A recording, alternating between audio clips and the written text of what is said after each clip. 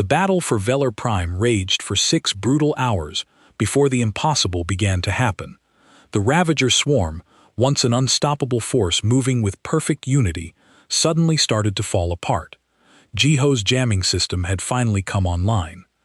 A wave of interference spread across the battlefield, cutting through the invisible connection that linked every creature to the hive mind. In an instant, the Ravagers lost the coordination that had made them so deadly. Individual bioships began moving unpredictably. Some collided with their own forces, others fired blindly into empty space. The once perfect swarm had become a storm of confusion and chaos. Deep within the hive mind, something unprecedented happened. It was afraid. "It's working," Jiho shouted from the engineering deck. "Their command structure is collapsing. They can't communicate properly anymore." Admiral June saw the opening immediately. "All ships, focus everything on the capital-class vessels," he ordered.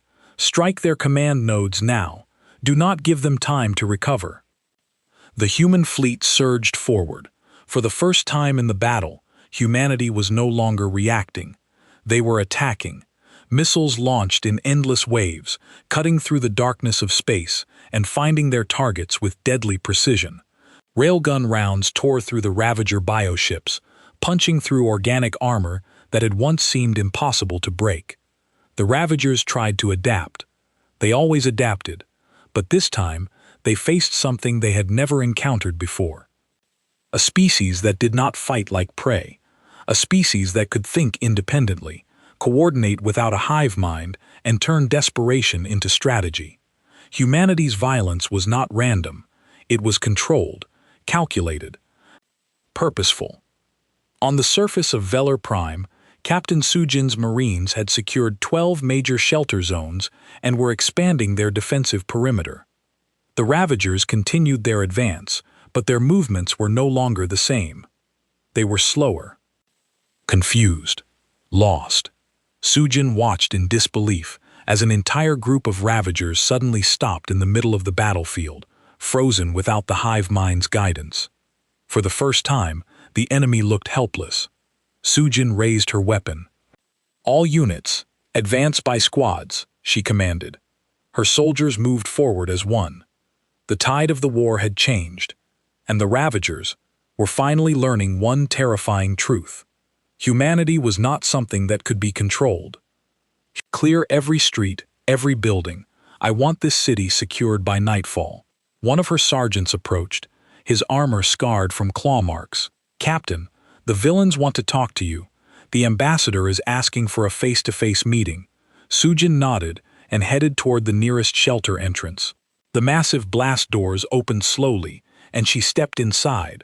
The corridor was packed with villain civilians, all pressed against the walls to give her space. They stared at her with those wide prey animal eyes.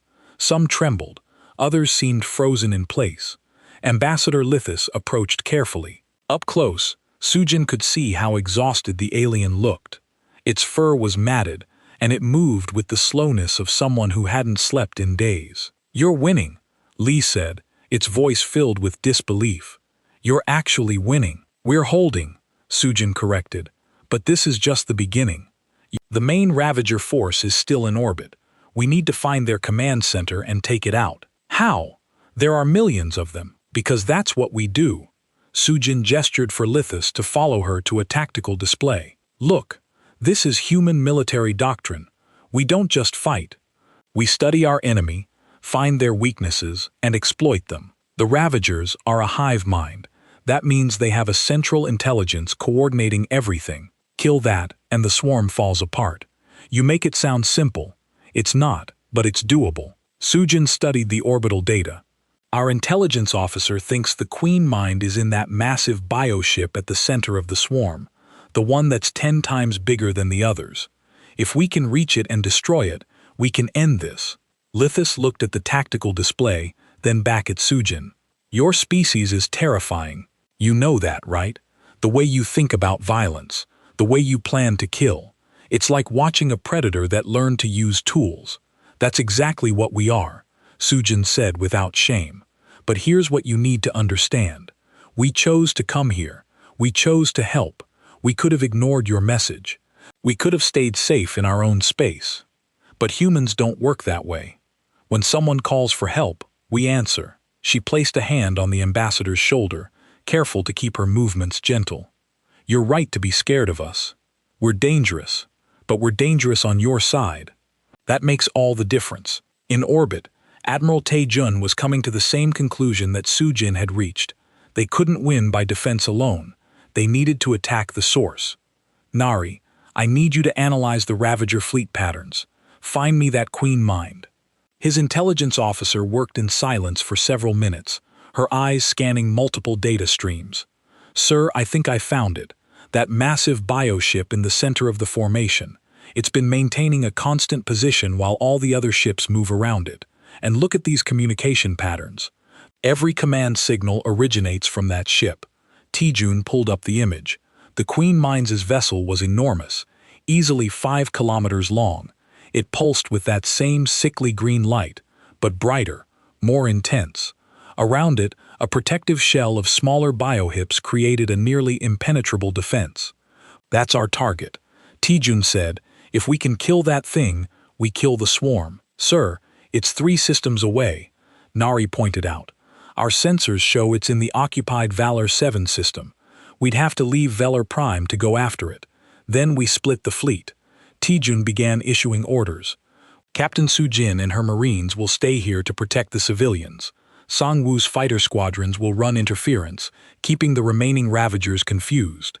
The main battle group comes with me. We're going to hunt down that Queen Mind and end this war." On Valor 7, the situation was even worse than at Velar Prime. The Ravagers had completely overrun the planet 3 weeks ago. The survivors huddled in hidden bunkers, living on emergency rations, waiting for a rescue that never came. In one such bunker, a group of 50 villains listened to a jury-rigged radio, picking up transmissions from Velar Prime.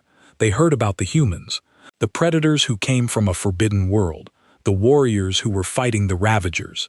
"Do you think they'll come here?" a young villain asked. "Why would they?" an elder responded. "We're already lost. The smart thing would be to protect Valor Prime and let us die." But the elder didn't understand humans. Humans didn't calculate survival odds when lives were at stake. They just acted. Admiral Chun's battle group emerged from fold space at the edge of the Velar 7 system. Immediately, they detected Ravager biohips everywhere. The planet was surrounded by them, feeding on the dead world's remaining biomass. And at the center of it all, the Queen Mind waited. "All ships, weapons free," Tae-jun ordered. "We're going straight for the center. No fancy maneuvers. No holding back. We hit them with everything we have. Make them feel Earth's fury." The human warships charged forward. The Ravagers responded instantly, millions of bioships converging on the intruders. But the humans didn't slow down. They plowed through the swarm like sharks, through a school of fish. Tae-jun watched the tactical display, his mind processing 100 variables at once. This was the moment he had trained for his entire career. Everything came down to the next few minutes. "Jiho, I need those jammers at full power. Blind them completely." "Aye, sir. Jammers at maximum. They won't be able to coordinate." The effect was immediate. The Ravager formations began to collapse into chaos. Biohips collided with each other. Friendly fire tore through their ranks. The hive mind was screaming in confusion and rage. The Indomitable and its escort ships broke through the defensive shell. Ahead, the Queen Mind's massive bioship loomed like a mountain. Its surface writhed with movement. Thousands of smaller organisms crawling across its hull. "Target all weapons on that ship," Tae-jun commanded. Fire at will. The fleet opened fire. Railgun rounds, missiles, particle beams, and plasma torpedoes converged on the Queen Mind's vessel. The biochip's armor was thick, evolved over millions of years to withstand asteroid impacts and radiation, but it had never faced weapons designed by apex predators. The first railgun round punched completely through the ship. The second followed, and the third. Explosions rippled across its surface. The Queen Mind's ship began to leak atmosphere and biological fluids. It was dying, but it wasn't dead yet. The massive bioship suddenly came alive with activity. Thousands of openings appeared on its surface, and from each one poured more Ravager fighters. They swarmed toward the human fleet like antibodies attacking an infection. "Brace for impact," someone shouted on the Indomitable's bridge. The swarm hit them like a tsunami. The human shields held, but barely. The ship rocked from multiple impacts. Alarms blared across all decks, shields at 40%. The tactical officer called out. "Keep firing," Tejun ordered. "We're committed now. There's no retreat." The fleet poured everything they had into the Queen Mine ship. More railgun rounds, more missiles. The bio-hip was breaking apart, huge chunks of it spinning off into space. But it still fought back with desperate fury. On the planet below, the villains in their bunker felt the vibrations of the space battle through the ground. They had no way of knowing who was winning. They could only wait and hope. Then suddenly, the Ravagers around them stopped moving. Every single one of them just froze in place like puppets whose strings had been cut. The Queen Mind had fallen. The Velour system hung before them like a vision of hell. One planet was already dark, its atmosphere stripped away. Another glowed with fires that could be seen from orbit, and at the center of it all, surrounding the capital world of Velour Prime, was a swarm of ships that numbered in the millions. "Mother of God," someone whispered on the Indomitable's bridge. Admiral Taejun stood rigid, his face carved from stone as he watched the tactical displays populate with enemy contacts. The computer struggled to count them all. Each biological ship pulsed with sickly green bioluminescence, creating a cloud of light around the besieged planet. "Communications, get me a channel to the Velan government." "Now," Taejun ordered. Hewan's fingers flew across her console. "Sir, I'm picking up multiple distress signals from the planet's surface. The planetary defense network is completely overrun. I'm trying to establish contact with their central government." But she paused, listening to something through her headset. "Sir, they're responding, patching it through." The main view screen flickered and a face appeared. The villain looked exhausted, its large eyes darting nervously around. When it saw the humans on the bridge, it froze completely. "Please don't run," Huan said quickly, her voice gentle. "We received your distress call. We're here to help." The villain's translator unit kicked in, rendering its words into English. "What? What are you? More predators? Have we traded one death for another? We are humans from the planet Earth." Taejun stepped forward, keeping his movement slow and deliberate. "We received your call for help. We've brought a fleet to aid you against the Ravagers." "Predators," the villain breathed. "Your species. You're classified as apex predators in the galactic database. Your world is forbidden. No one goes there. And now you're here." "Yes, we're predators," Taejun acknowledged. "But we're also the only ones who answered your call. Where is everyone else? Where are your allies in the Commonwealth?" The villain's expression crumbled. "Dead. All dead. The Ravagers came 3 months ago. They hit the outer systems first. We tried to evacuate, but they were too fast. Our ships aren't built for war. Our weapons barely slow them down. We sent messages to every species we know. No one came. No one except you." Behind Taejun, the tactical officer called out, "Sir, the Ravager swarm is shifting. I think they've detected us. How many do we face?" The admiral asked without taking his eyes off the villain. "Computer estimates between 4 and 6 million individual units, sir. Most are small fighter-sized craft, several thousand capital ships, and something big in the center. Really big." The villain on the screen was speaking rapidly. "You have to leave. There are too many. They'll consume you like they consumed us. Please just go. At least some humans will survive to warn others. We didn't come here to run," Taejun said firmly. "What's your name?" "I am Ambassador Lithus, of the Velon High Council. I'm the one who sent the distress call." "Ambassador Lithus, I am Admiral June of the Terran Defense Fleet. My fleet contains 47 warships and 5,000 Marines. We're going to break that siege, and we're going to save your people. But I need you to trust us." "Trust you? Your predators? Yes. And right now, that's exactly what you need." Taejun turned to his crew. "All ships battle stations. Fighter squadrons launch. Marine assault carriers prepare for planetary deployment. We're going in." The bridge erupted into coordinated chaos. Across the fleet, human warships came alive. Gun ports opened. missile tubes, armed shields activated. In the hangar bays, hundreds of fighters launched into space like angry hornets. Sang-woo sat in his cockpit, running final checks as Phoenix 7 catapulted into the void. Around him, the other fighters of his squadron formed up. "All wings report in," he called. "Phoenix 2 ready. Phoenix 3 ready." One by one, the confirmations came in. Sang-woo allowed himself a tight smile. "All right, people. This is what we trained for. These Ravagers think they're apex predators. Time to show them what Earth's apex predators can do. Stay tight, watch your vectors, and remember your training. Phoenix Squadron, let's hunt." On Valere Prime's surface, the situation was desperate. The villains huddled in underground shelters as Ravager bioforms tore through the streets above.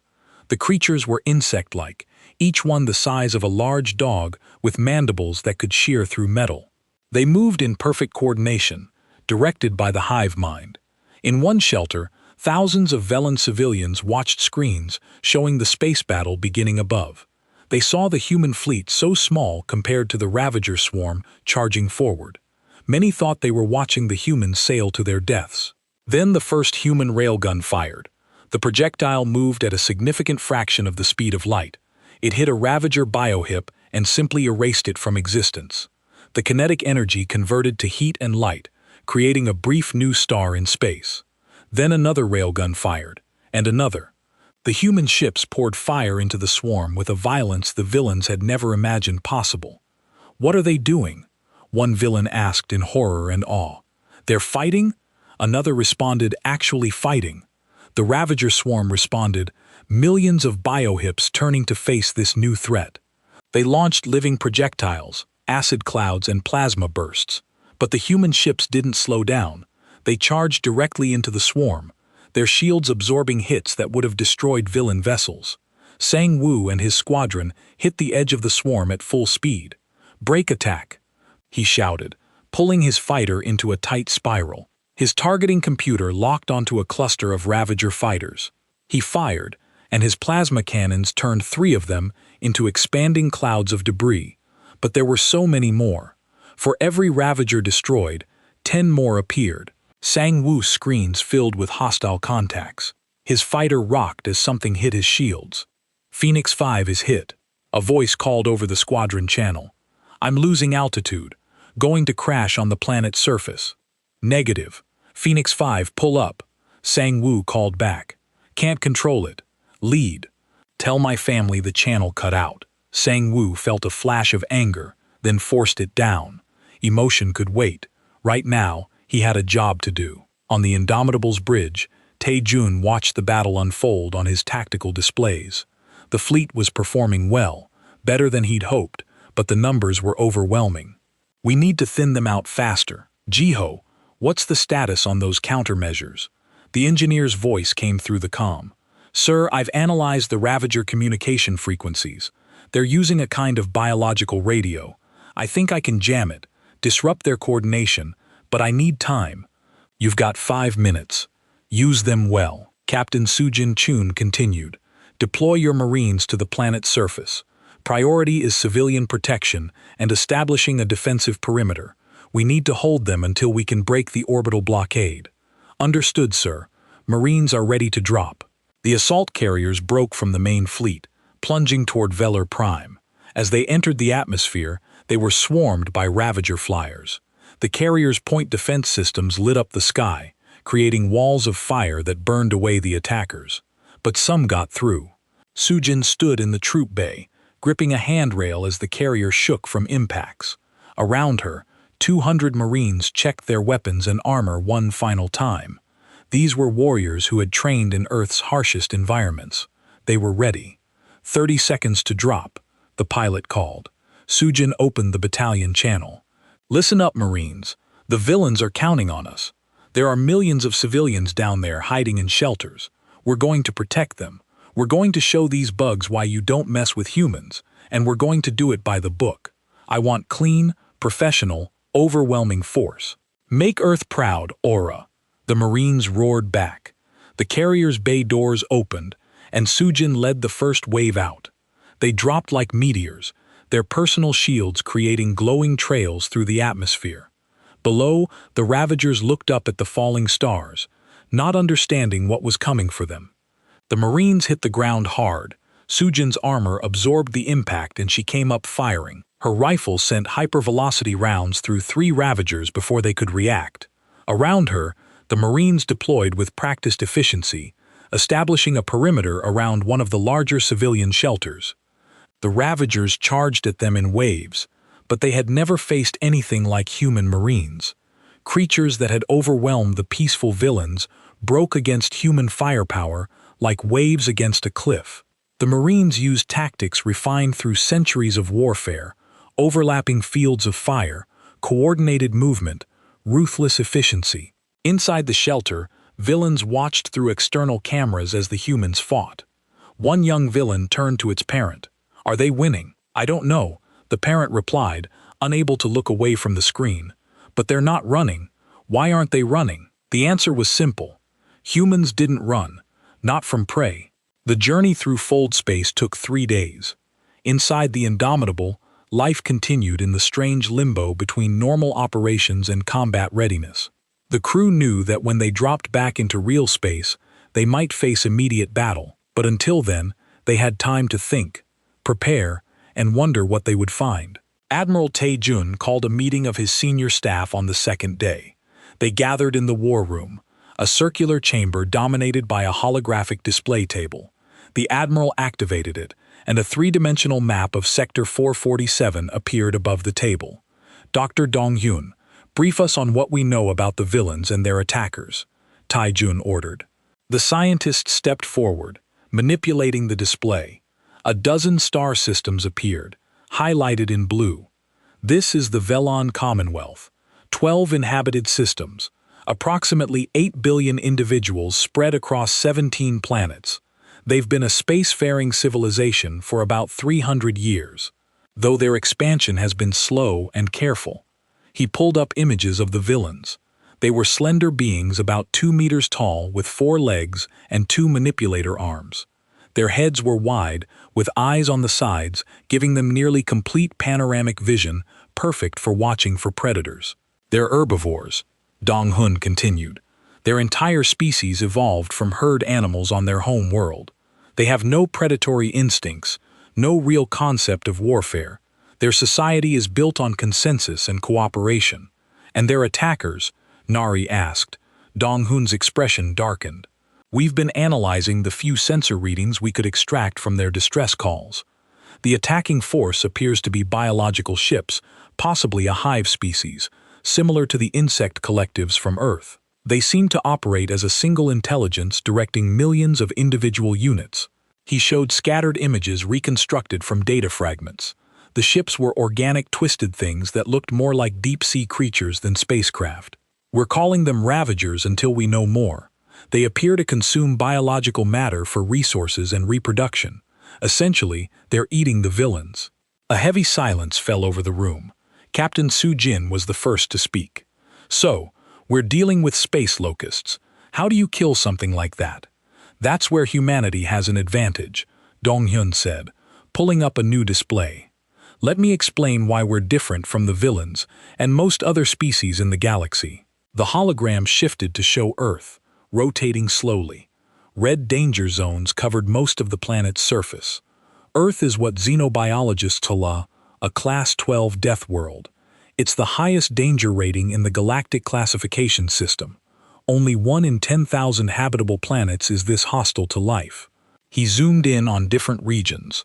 Earth has extreme temperature variations, gravity 50% higher than galactic average, thousands of species of deadly predators, diseases and parasites that can kill in hours, natural disasters that can level entire regions. He looked around the room. Every person on this ship is the product of millions of years of evolution and hell. We didn't just survive Earth, we conquered it. We eliminated or domesticated every predator that threatened us. We turned poisonous plants into medicine. We built cities and deserts, jungles and frozen wastelands. We learned to work together because that was the only way to survive. Sang-woo, who had been invited to the briefing as a representative of the Fighter Corps, spoke up.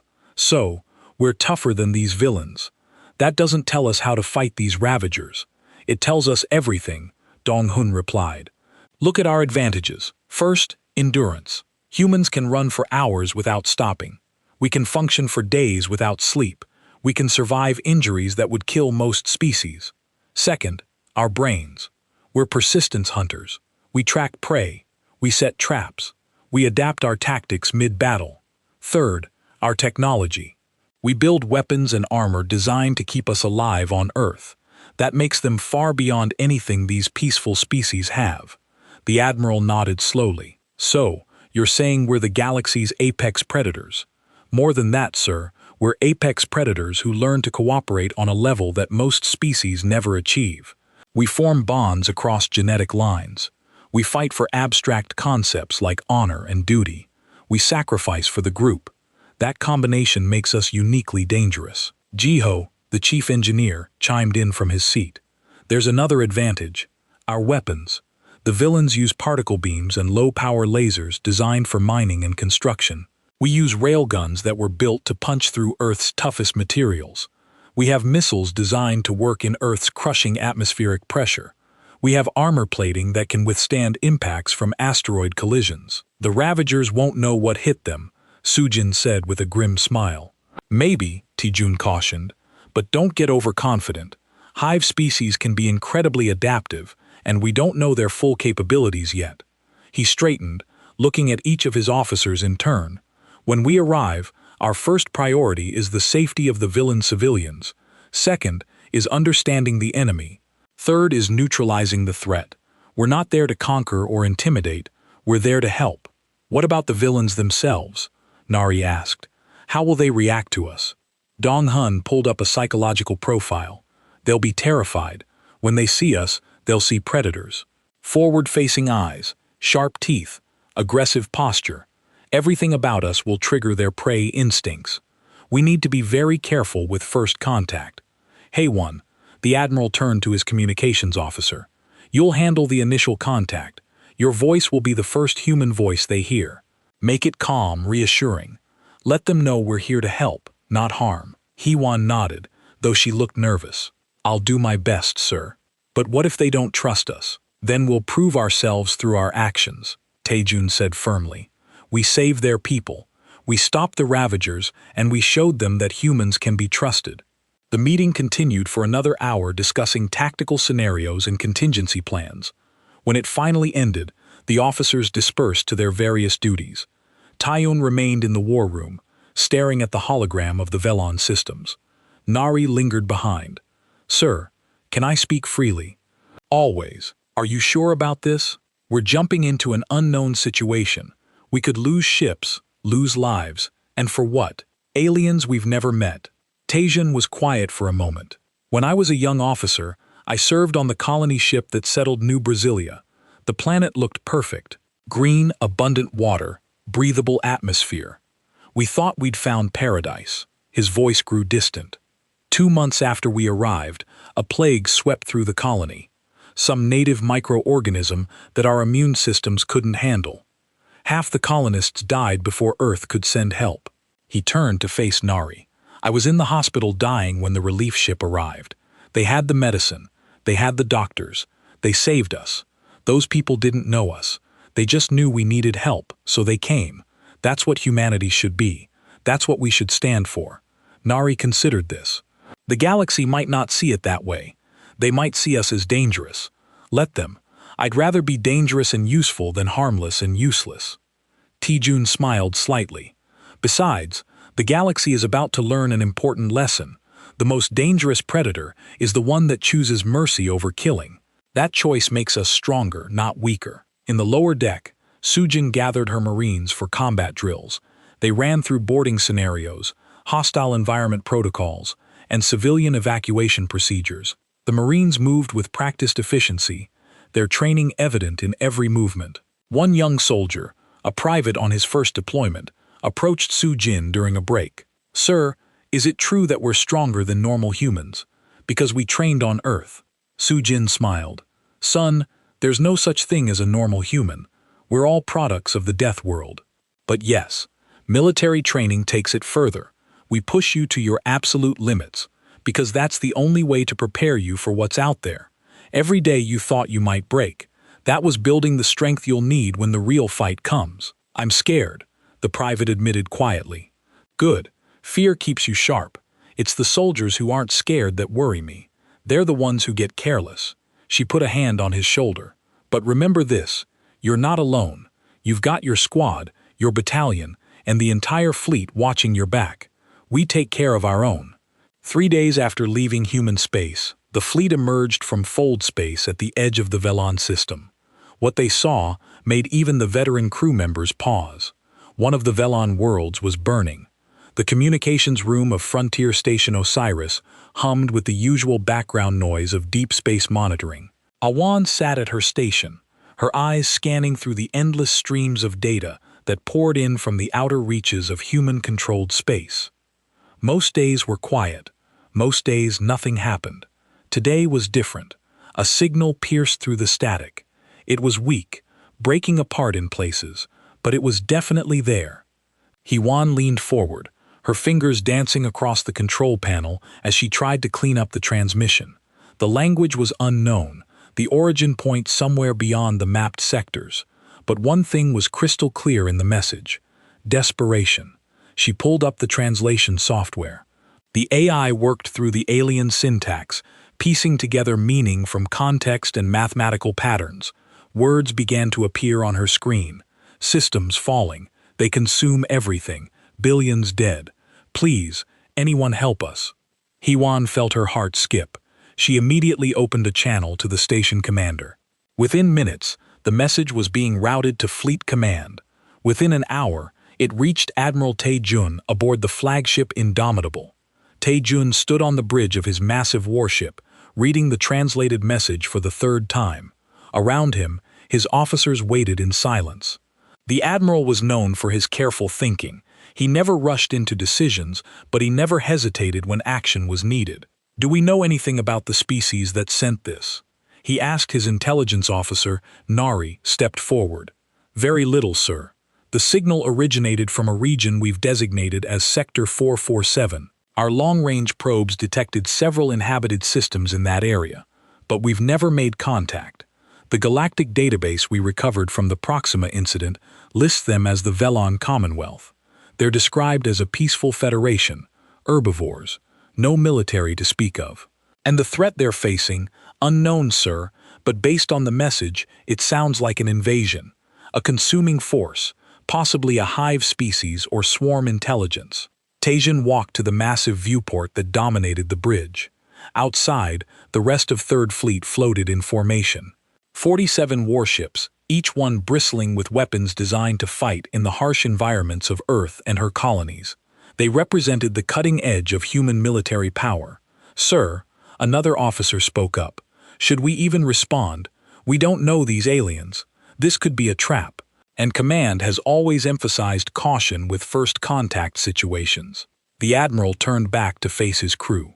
A species doesn't send out a blind distress call unless they're facing extinction. If this is real and we ignore it, we'll be letting an entire civilization die. He paused. Besides, humanity didn't claw its way up from Earth's food chain just to hide in the dark when someone needs help. He made his decision. "Nari, calculate a jump route to Sector 447 best speed. Communications, send word to Fleet Command about our intentions. All ships prepare for combat operations. We leave in 6 hours." The bridge erupted into controlled chaos, as officers rushed to carry out their orders. Tae-jun returned to studying the message, his mind already working through tactical scenarios. Deep in the ship's bowels, Captain Soo-jin received the alert. Her Marines were already gathering in the briefing room when she arrived. These men and women were the toughest soldiers humanity could produce.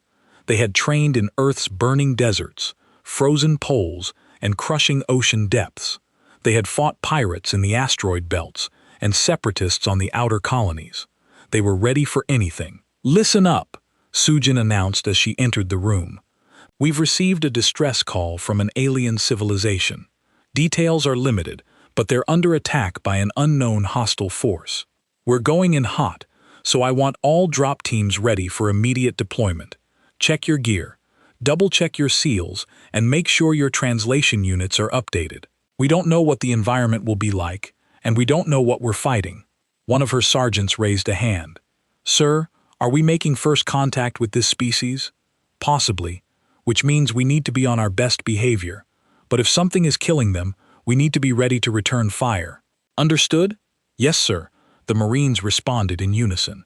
In the science section, Dr. Dong Hun was already preparing his analysis equipment.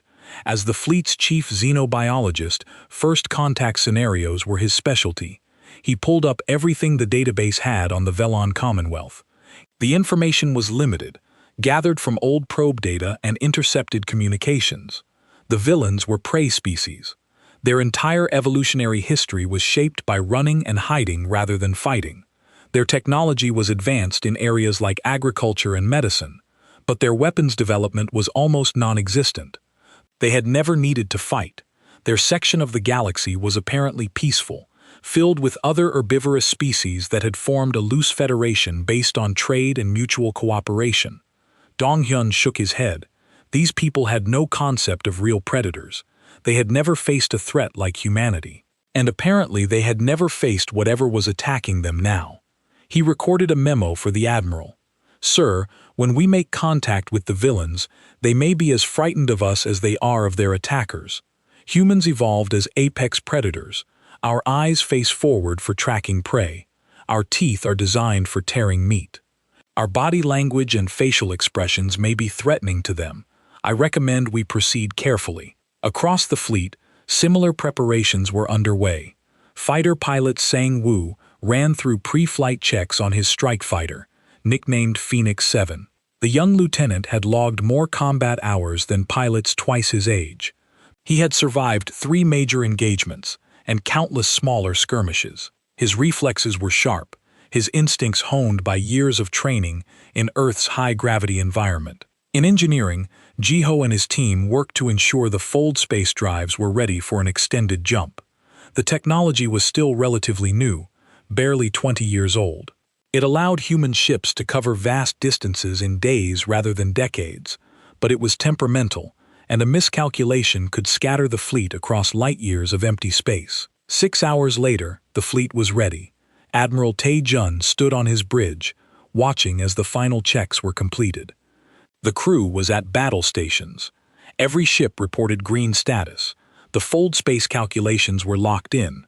All ships, this is indomitable actual. Tae-jun spoke into the fleet-wide channel. We're about to make history.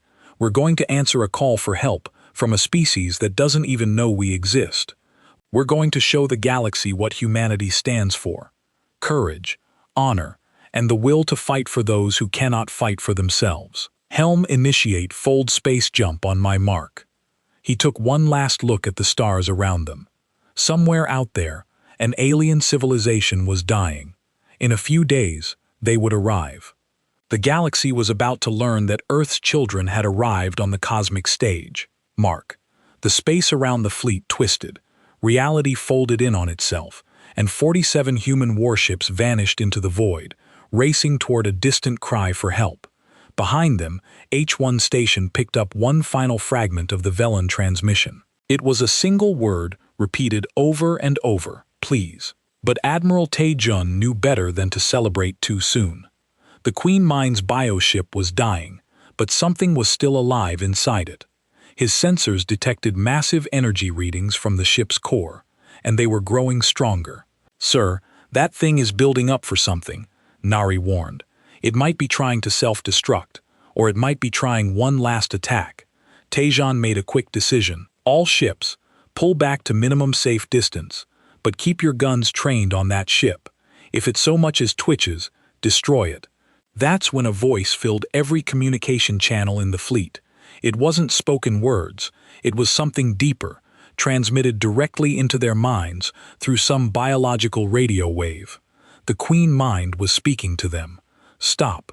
Please stop. The bridge crew looked at each other in shock. Dr. Dong Hyun rushed to his console. Sir, the Queen Mind is trying to communicate.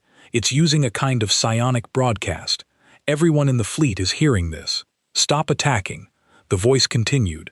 Weak and filled with pain, we surrender. Please. No more death. Tae-jun raised his hand, and the fleet ceased fire. The silence after the constant battle noise was almost overwhelming. "This could be a trick," he said quietly. "Or it could be genuine," Dong Hunan replied. "Hive species often have highly developed emotional intelligence. They might be capable of empathy in ways we don't understand. Open a channel, let's see what it wants to say." Dong Hun worked his controls, establishing a two-way communication link. "Go ahead, Admiral. It should be able to hear you now." Taejun spoke clearly and firmly. "This is Admiral Taejun of the Terran Defense Fleet. You attacked an innocent species. You killed billions. Why should we show you mercy?" The Queen Mind's response came slowly, as if gathering strength was difficult. "We did not understand. The soft ones, the plant eaters, they expanded into our spawning grounds. They destroyed our nurseries with their farming. Our young died by the billions. We thought they were attacking us. We thought we were defending ourselves. So, you decided to exterminate them. We are ravagers. It is what we do. We consume or we die. There is no middle ground in our existence. But now we understand something we never knew before. There are species that can choose, species like yours. You are predators, but you do not consume everything. You came to help the prey species. This makes no sense to us, but we see it as real." Taejun glanced at Dong Hyun, who nodded. The xenobiologist spoke into the channel. "I'm Dr. Dong Hyun. I study alien species. Your confusion is understandable. On Earth we have species like you, insects that exist only to consume and reproduce. But we also have species that learn to cooperate, to form societies, to think beyond simple survival. The question is, can you learn? Can you change?" There was a long pause. Then the Queen Mind spoke again, and this time there was something that might have been wonder in its voice. "Change? We have never changed. For 1,000,000 years, we have been ravagers. It is our purpose, our identity. But you suggest we could be something else." "Yes," Dong Hyun said. "If you're intelligent enough to understand the concept of mercy, you're intelligent enough to choose a different path." Captain Sujin's voice suddenly came through on a priority channel. "Admiral, I have Ambassador Lithis here. It's demanding to speak with you immediately. Patch it through." Lith's voice was sharp with fear and anger. "Admiral, are you negotiating with those monsters? They killed 8 billion of my people. They destroyed 3 of our worlds. And now you're talking about mercy." "Ambassador, I understand your anger," Taejun said carefully. "But if we can end this war without more killing, isn't that worth exploring?" "No, they deserve to die. All of them." The Queen Mind's voice cut in. "The soft one is right. We deserve death. We took life without understanding. We caused suffering we cannot repair. If you wish to destroy us, we will not resist further. But know this, predators from Earth. Before we die, we want to understand why did you come? What drove you to risk your lives for strangers?" Taejun thought about the question. It was fundamental, really, the core of what made humans different. "Because we could," he said finally. "Because someone called for help, and we had the power to answer. Because we know what it's like to struggle for survival, and we remember the times when others helped us. Because mercy is stronger than cruelty, and choosing to help is stronger than choosing to ignore. These concepts are strange to us. Alien." The Queen Mind paused, but we would learn. If given the chance, we would try to understand. We would try to be more than ravagers. Ambassador Lethis made a sound of disgust. "Don't believe it, Admiral. It's lying. It just wants to survive so it can attack again." "Maybe," Taejun admitted. "Or maybe it's telling the truth. Dr. Donghun, in your professional opinion, is this thing capable of genuine change?" The xenobiologist was quiet for a moment, considering. "Sir, I've studied hive species for 20 years. They're incredibly adaptable at a biological level. If the Queen Mind genuinely wants to change, it could reprogram the entire swarm's behavior patterns within a generation. The question isn't capability, it's intent, and that's impossible to verify scientifically. Then we're back to a judgment call." Taejun looked around his bridge. His crew waited for his decision. He could destroy the Queen Mind right now, end the threat permanently. No one would blame him. It would be the safe choice. But humans didn't always make the safe choice. "Queen Mind, I'm going to offer you a chance. Taejun said, "but it comes with conditions. First, you will withdraw all your forces from villain space immediately. Second, you will help us locate and evacuate any survivors from the occupied worlds. Third, you will submit to monitoring by human observers. We'll help you find new territory, suitable spawning grounds that don't conflict with other species. In return, you get to live. You get to prove that you can change.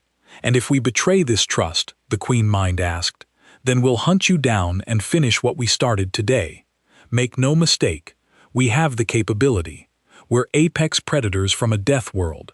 You've seen what we can do when we fight. Don't make us come after you again. Understood? We accept these terms." Ambassador Lithis was practically screaming now. "No, Admiral, you can't do this. The Council will never accept it. You're letting our people's murderers go free." "I'm not letting them go free," Taejun corrected. "I'm giving them a chance to make things right. There's a difference. Ambassador, I know you've lost people.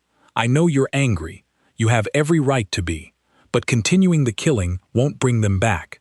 Creating peace, even imperfect peace, is better than creating more corpses." He switched to a private channel with Sujin. "Captain, I need you to handle something delicate. The villains are going to be angry about this decision. Some of them might try to attack the Ravagers during the withdrawal. I need your Marines to keep the peace. Can you do that?" Sujin sighed. "Sir, are you sure about this? Letting these things live?" "No, but I'm not sure that killing them all is right either. Sometimes, Captain, the right choice is the one that's hardest to make." "Understood, sir. We'll keep the peace." Over the next 3 days, the Ravager swarm withdrew from villain space. Under human supervision, they located 17 bunkers of survivors on the occupied worlds. The Queen Mind personally directed rescue operations, using its swarm to dig out trapped villains and transport them to safety. It was strange watching the Ravagers work to save the same species they had been trying to exterminate days before. But they did it, and they did it efficiently. The hive mind that had coordinated their attacks now coordinated rescue efforts. Dr. Dong-hoon and his team began working with the Queen Mind, teaching it about galactic society, about cooperation and trade. The Queen Mind proved to be a fast learner. It was alien, yes, and its thought processes were nothing like human or thinking, but it was trying. Captain Sujin stood on the steps of the main shelter on Velar Prime, watching as Ravager biohips carried relief supplies to refugee camps. A group of Velon children approached her cautiously. "Are you really from a death world?" one of them asked in a small voice. Sujin smiled and knelt down to their level. "Yes, Earth is a very dangerous place, but that's what made us strong enough to help you. Why did you help us? We're not predators like you." "That's exactly why we helped, because you couldn't fight back on your own, because you needed someone who could." She stood up and looked at the sky where human warships still patrolled. "Where I come from, we have a saying, the strong protect the weak. That's what makes us human." On the Indomitable's bridge, Admiral Jun received a transmission from Fleet Command back on Earth. The message was simple and direct. "Admiral Taejun, your actions have created a significant shift in galactic politics. Multiple species are now requesting meetings with humanity. Some are fearful, some are hopeful, but all of them know we exist now, and they want to understand what kind of species we are. Fleet Command is dispatching Ambassador Hewan as our representative to the Galactic Assembly. You and your fleet are ordered to escort her there." "Congratulations, Admiral. You've just announced humanity's presence to the galaxy. Now we have to live with the consequences." Taejun smiled slightly. Consequences. Always consequences. But he had made his choice knowing what they would be. Humanity had revealed itself as the galaxy's apex predators.